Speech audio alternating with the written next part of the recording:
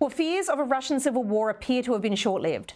But in the last 48 hours, we have seen a massive change in the Ukraine war and Putin's leadership as a result. The Wagner Group is a network of mercenaries operating as a private army. Until recently, they had been fighting for Russia in the Ukraine war. In December 2002, US authorities estimated Wagner had 50,000 members inside Ukraine, 40,000 of which were prisoners who had been released from Russian jails. This week, its leader, Yevgeny Prigozhin, turned his forces against the military leadership in Moscow. It seems to have now been resolved, with Prigozhin set to leave for Belarus and the Wagner forces on their way back to the Ukraine. Here's what Prigozhin said today. They wanted to disband the Wagner military company. We embarked on a march of justice on June 23. In 24 hours, we got to within 200 kilometres of Moscow. In this time, we did not spill a single drop of our fighters' blood. Now the moment has come when our blood could be spilled. Understanding responsibility for the chance that Russian blood will be spilled on one side, we are turning our columns around and going back to field camps as planned. Let's get into what the lasting influence of these moves will be. Joining me now is Malcolm Davis from the Australian Strategic Policy Institute. Welcome, Malcolm, and thank you for your time tonight. What's been your reaction to the last 48 hours of developments in Russia? Well, some confusion. Saturday morning, we started with Prigozhin launching this insurrection and a march up towards Rostov-on-Don, which he took with relative ease, and then moved on to Voronezh, which was the next town along that highway, with Moscow being the next city after that.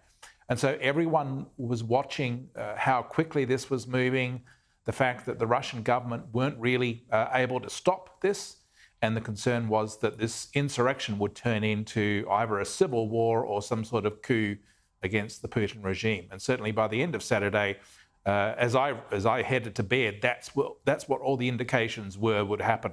Sunday morning, I wake up and it's all over. Prigozhin has essentially taken a deal. He goes to Belarus. Wagner essentially goes under the control of the Russian military, and we seem to have averted a civil war. But I don't think that's the end of the story. I think it's just the beginning of the end of the Putin regime. And I think we have to watch now what happens to Putin's power base as a result of this insurrection happening on his territory. So how close did we come to the coup you've mentioned, to a civil war, and how far away do you think that end, for which we are now at the beginning, will be? Look, the Wagner forces were 200 kilometres away from Moscow. There was nothing stopping them effectively from marching on Moscow.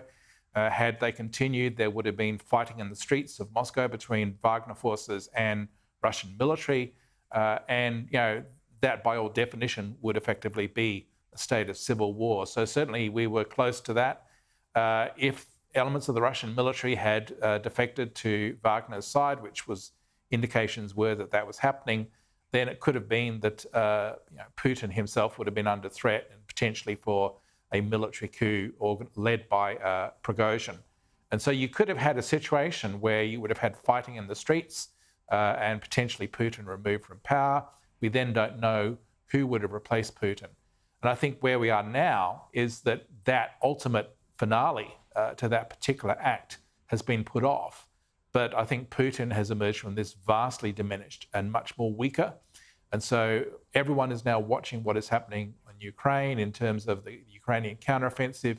If that goes well, then I think that Putin could be directly under threat again. And so we could then be looking at some sort of palace coup situation, weeks or perhaps months down the track. It's certainly a massive blow to the strength of Putin's leadership. What do you expect he will do by way of moves to try and rebuild that strength? Look, he's going to be very focused on re-establishing himself as a strong man, in particular because he's very aware that Beijing is watching. And if Putin does not reassert himself, then Beijing will lose confidence in him, and he could then suffer essentially a loss of support from China. So the first thing he'll do will be to undertake a purge of his national security officials, his key supporters, to make sure that anyone who was seen to support Prigozhin is removed quite swiftly. Second thing that he will do probably is ramp up the nationalist language that he's using in regards to the war in Ukraine. He says he pushes this false narrative that this is some sort of war between Russia and NATO. He could strengthen that narrative and try and become more provocative along NATO's eastern frontier and in the south. The third thing he'll do, I think, is rattle nuclear sabers. He just recently deployed nuclear weapons into Belarus. He could start talking once again about how he might use nuclear weapons and threats of nuclear weapons use against NATO. So he'll be doing everything he can to reassert his image as a strong man. He will certainly be seeking to remove anyone that challenges him, and he will certainly be seeking to enhance his image as a strong leader in the war in Ukraine. Does this move, the Wagner forces leaving their posts in Ukraine and heading toward Moscow, show that the Ukraine war is falling apart for Russia? I think it does. I mean, it largely depends on how the Ukrainian counteroffensive continues. So far, the Ukrainians have made relatively slow progress because they're going up against fairly well-defended Russian lines. But if there's a lack of confidence on the part of the rank and file of the Russian military in Russia's military leadership specifically, and Putin more generally, then you could see a lack of willingness to fight on the part of the Russian military. You could see more openings for the Ukrainians to push through and exploit, and they could gain ground much faster.